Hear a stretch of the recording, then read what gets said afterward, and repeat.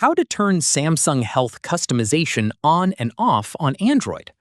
This tutorial shows you how to control whether Samsung Health can personalize your experience on your device.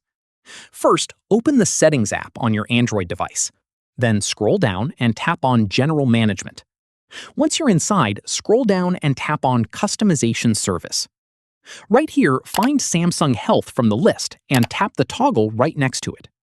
When turned on, Samsung Health uses your activity data and health patterns to offer more personalized insights, like tailored workout suggestions, sleep tips, and health goals based on what your body actually does day to day.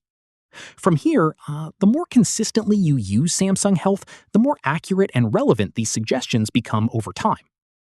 Moving on, turning it off stops Samsung Health from using your data to personalize recommendations. All your recorded health data, workouts, and stats will stay completely intact. It simply won't tailor suggestions based on your patterns anymore. Finally, the change applies immediately, so no restart is needed after tapping the toggle. If this helped you out, give it a like, subscribe for more Android tutorials, and tap the bell for updates. See you in the next one.